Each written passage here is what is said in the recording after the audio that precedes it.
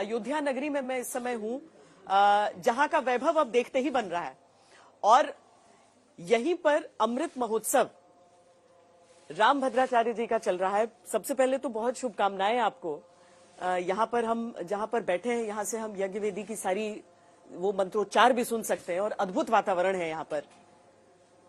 महाराज जी, अनेक अनेक मंगल आशासन मेरे अमृत महोत्सव में आप आए। अमृत महोत्सव का अर्थ होता है 75वां वर्ष जी। तो मेरा 75वां वर्ष चल रहा है। 74 वर्ष मैंने संघर्ष तो किए। जन्म के 2 महीने पश्चात रोहुआ रोग के कारण मेरी दृष्टि चली गई। प्रकृति से संघर्ष किया, तत्कालीन समाज से संघर्ष किया, विद्वानों से संघर्ष किया, संतों से संघर्ष किया। अंत में जीत मेरी हुई। मैं जगत गुरु तक बन गया। सोचिए आप, वो भी उधार लेके नहीं बना जी। जो वल्लभाचार्य तक परंपरा थी कि जो 3 ग्रंथों पर भाष्य लिखता था वो जगत गुरु बनता था जी। उपनिषद, गीता, ब्रह्मसूत्र।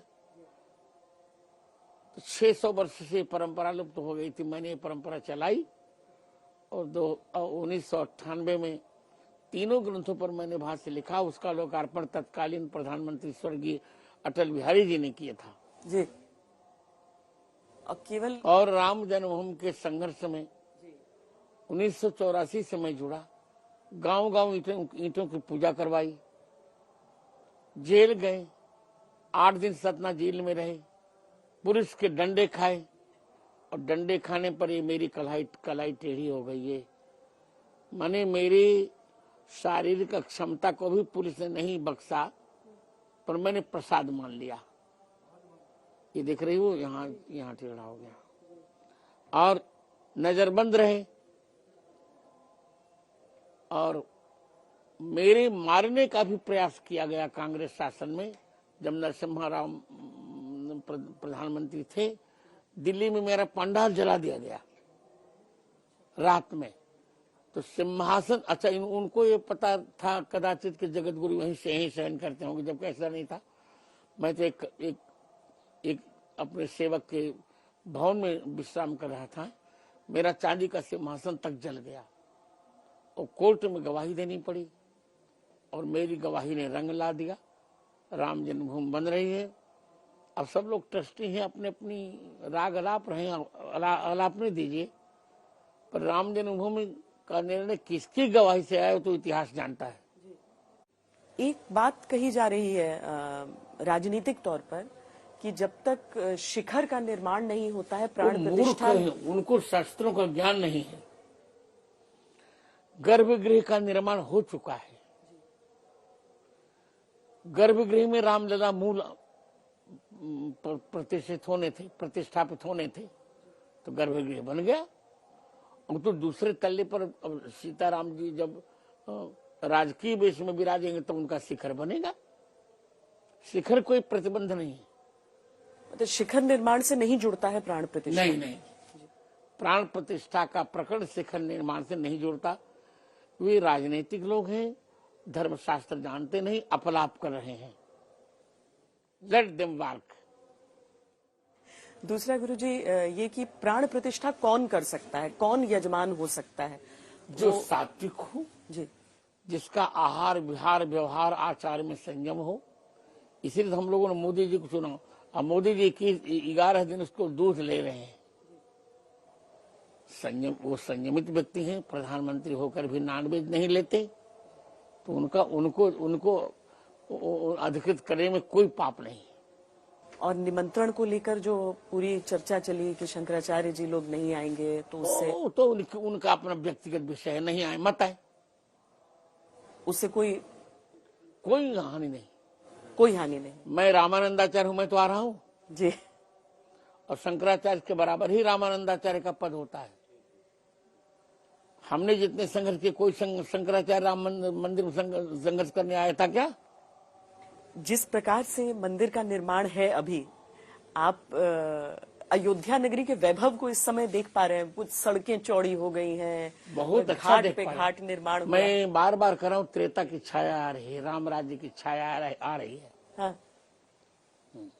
और आपके मन में उत्सुकता कितनी बढ़ती जा रही है? जैसे जैसे 22 उतनी ही जितनी की वनवास से लौटकर राम जी के आगमन पर अयोध्या वासियों को उत्सुकता बढ़ी थी। जी, आपके चेहरे पर मैं वो खुशी देख सकती हूँ इस समय। अब चेहरा उतना सुंदर तो नहीं, पर आप कह रही हैं तो मैं मान लेता हूँ। नहीं नहीं, चेहरा भी महाराज जी आपका बहुत सुंदर है और वो खुशी भी उतनी ही सुंदर इस समय दिख रही है आपके चेहरे पर। रामलला के लिए पूरी अयोध्या नगरी में ऐसा है कि जहां जहां जाते हैं वहां पर कोई राम भजन गा रहा होता है, कोई राम जी के चित्र बना रहा होता है। हम सोच ही सकते हैं, कल्पना ही कर सकते हैं कि ऐसा ही रहा होगा जब वो लंका से वापस आए होंगे। जो नहीं आ पा रहा है, तुलसी के जीवन रामलला, गुरुजी जो नहीं आ पा रहा है, उनको टीवी पर दिखाएंगे और 23 तारीख के बाद सब आएंगे जी, सब पूरे भारत से लोगों को लाएंगे, हम दर्शन करवाएंगे। प्राण प्रतिष्ठा एक हम समझना चाहें कि ये क्या है? ये विग्रह में चेतना की, वैदिक मंत्रों से चेतना का संचार करना। जो पाषाण का विग्रह भगवान का बन रहा है उसमें चेतना का संचार। रामलला की तो हो नहीं रही वो तो प्राण प्रतिष्ठित पहले से है। एक जो दूसरी मूर्ति भगवान की 5 वर्ष की बन रही है उस पर प्राण प्रतिष्ठा हो रही है। हमने तो नाड़ियां चलते देखी हैं प्राण प्रतिष्ठा के बाद। हाँ, और बड़े बड़े वैज्ञानिकों ने, चित्रकूट में हमारे यहाँ जब राम जी की प्राण प्रतिष्ठा हुई थी तो मैंने डॉक्टरों को बुलाया था। जो हृदय पर हाथ रखकर हमने वैदिक मंत्र से प्राण प्रतिष्ठा की, मनो ज्योतिर्जुगदाम आजस्य बृहस्पति जगमंतरम तुष्टम समम दधातु विश्व देवास यमावधंताम ओम प्रतिष्ठा। इतना कहते कहते भगवान के हाथों में नाड़ियां चलने लगी। मैंने डॉक्टर्स को दिखाया कि देखो ये नाड़ी चल रही। कई प्रक्रियाएं होती हैं, आंख खोली जाती है, आंख में अंजन लगाकर नेत्रोन्मीलन होता है, तो हृदय पर हाथ रखते हैं, वो कई होती, अन्नाधिवास होता है, शय्याधिवास होता है, जलाधिवास होता है। इन सब के पीछे की सोच क्या है? मतलब यही कि परमात्मा की चेतना को पाषाण में लाया जाए, यही सोच। और वो शीशा दिखाना, अपनी सूरत प्रभु को सबसे पहले दिखाना। हाँ, नाच प्रथम मुनिहारी जी, उनको अपना कि आप देखिए प्रभु आप कितने अच्छे लग रहे हो। हाँ। काजल लगाने के बाद होगा ये। हाँ, काजल लगाने के बाद होगा। ये जो कहते हैं कि कई बार इतनी ऊर्जा होती है वहां पर कि शीशा भी चटक जाता है, क्या ये भी सत्य है? क्या ऐसा हुआ है? हाँ, सब कुछ होता है जी, सब कुछ संभव है। सब कुछ संभव है अगर भाव आ जाए तो। भाव आ जाए। साधना, वासना इंसान को हैवान बना देती है, साधना पाषाण में भगवान दिखा देती है। आपने वर्णन किया था हमारे लिए कि राम जी 5 वर्ष के रहे होंगे, तो कैसे आपकी सोच में रहे होंगे, आपकी कल्पना में है? मैंने कल्पना नहीं, मतलब मैंने भावना, मैंने तो अनुभव किए हैं। अच्छा।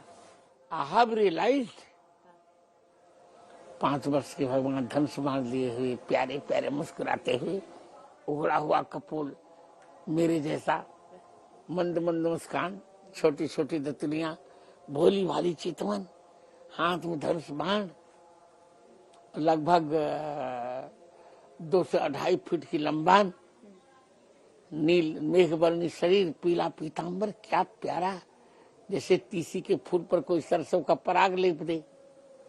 भगवान तो भगवान, सारा सौंदर्य वही तो है। अब तक हम लोग ब्लैक ब्यूटी जानते थे, राम जी में ब्लू ब्यूटी है। आप जिस रूप में देख सकते हैं राम जी को, वैसा तो शायद बाकी लोग प्रत्यक्ष देखकर भी ना उस मूर्ति को उनको अंतर आंखों से देखा जाता है। राम जी में और जीव में ही अंतर है। जीव को बाहरी आंख से देखते हैं और राम जी को भीतरी आंख से देखते हैं। 22 जनवरी की तिथि जब रामलला के विग्रह की प्राण प्रतिष्ठा होगी, ये एक तिथि है या इससे हम कुछ बदलाव देख रहे हैं? ये एक तिथि ऐसी है जो आने वाले समय की सूचक है, या एक आने तिथि है वाले जो आएगी? और नहीं, सबकी सूचक है। बता रहा हूँ, त्रेता की छाया पड़े, आपको समझ नहीं पा रही है। त्रेता की छाया आ रही उसी समय। तो हम लोगों ने जो मुहूर्त निकाला है, बहुत विचार करके निकाला है। क्या क्या विशेष है इस मुहूर्त के अनुसार? कई विशेषताएं हैं। पुनर्वसु नक्षत्र है, त्रेता की छाया है, और बहुत कम 84 सेकंड का ही तो मुहूर्त है वो। उतने में सब कुछ हो जाना, सारे कर्म हो जाएंगे पूरे, उतने में हो जाना है। केवल 84 सेकंड? हाँ बस।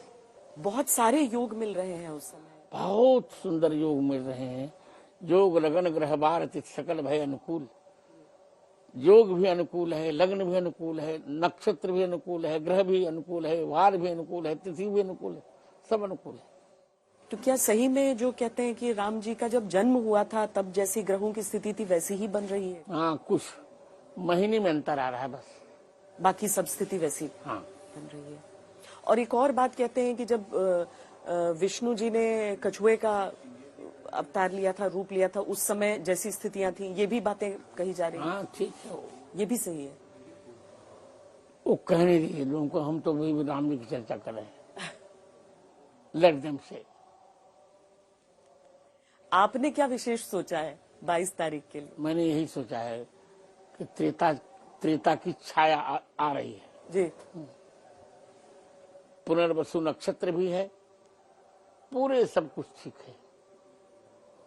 और जब कौशल्या के यहाँ राम जी आ सकते तो मोदी जी ने कौन सा पाप किया है? कभी उस व्यक्ति ने न मदिरा पी, न मांस खाई। And he is my friend, he is very very nearest to me. आप तो जानती भी हैं, he is very very nearest to me. तो उनको तो मैं पूरा जानता हूँ। आपके अनुसार पूरा जो कार्यक्रम है, आयोजन है, जो अच्छा है, निर्माण हुआ है, वो सब बिल्कुल सही, बिल्कुल सही और शास्त्रीय, शास्त्रीय? तो मैं एक अधिकार से बोल रहा हूँ, मैं भी जगतगुरु रामानंदाचार्य हूँ। जी। कोई शंकराचार्य इस समय ऐसी स्थिति में नहीं है जो मेरे सामने 5 मिनट को संस्कृत बोल ले। नहीं, आपने तो बहुत सारी त्रुटियां भी सुधारी हैं, सबकी जो पीढ़ियों से आगे बढ़ती जा रही थी। जी। मैं भी वो शंकराचार्य, मैं रामानंदाचार्य हूँ। आचार्य 6 प्रामाणिक होते हैं यहाँ, शंकराचार्य, रामानुजाचार्य, रामानंदाचार्य, निम्बार्काचार्य, वल्लभाचार्य और मध्वाचार्य। 6 के अधिकार बराबर होते हैं। जैसे किसी न्याय को निर्णय देने के लिए एक बेंच बनाई जाती है, उसमें 6 सदस्य मान लो माना दिया, तो 6 सदस्यों को समान अधिकार होता है, कोई बड़ा कम बेसी तो नहीं होता। ये उनका भ्रम है कि वो कहते हैं हम सबसे बड़े हैं, उनका भ्रम है।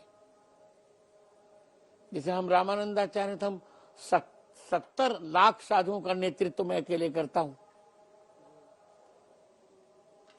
और जहां जहां राम है वहां वहां रामानंदाचार्य हैं। इतना व्यापक क्षेत्र शंकराचार्य का नहीं हो सकता। मैं ही, उन्होंने तो अब शूद्राधिकरण कहा कि शूद्र जो है वो वेद पढ़ने पर शूद्र के कान में जलता हुआ गर्म शीशा डाल दिया जाए।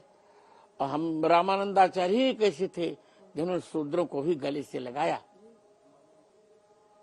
रैदास को गले से लगाया, कबीर को गले से लगाया, महिलाओं को अधिकार दिया, पद्मावती और सुरसुरी को अधिकार दिया। तो हम तो चाहते हैं कि सारा विश्व हिंदू हो जाए। महाराज जी, 2-3 और चीजें आपसे पूछूंगे जाने से। मुझे अच्छा लग रहा है। एक तो मुझे राम जी के भोग के बारे में बताइए। बहुत सारे लोग अलग अलग बोल रहे हैं।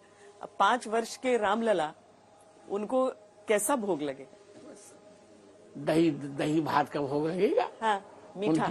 हाँ, उनके ननिहाल से चावल आ गया है। हाँ। छत्तीसगढ़ से चकाचक भगवान भोग पाएंगे। और मैंने ये भी देखा कि पूरे देश भर से आचार्य अर्चक आ रहे हैं यहाँ पर। जो पूजा अनुष्ठान की शुरुआत हो रही है 22 तारीख तक, तो पूरे देश के अर्चक यहाँ पर रहेंगे, यानी परंपराओं में भी समूचे राष्ट्र का नेतृत्व होगा। जी।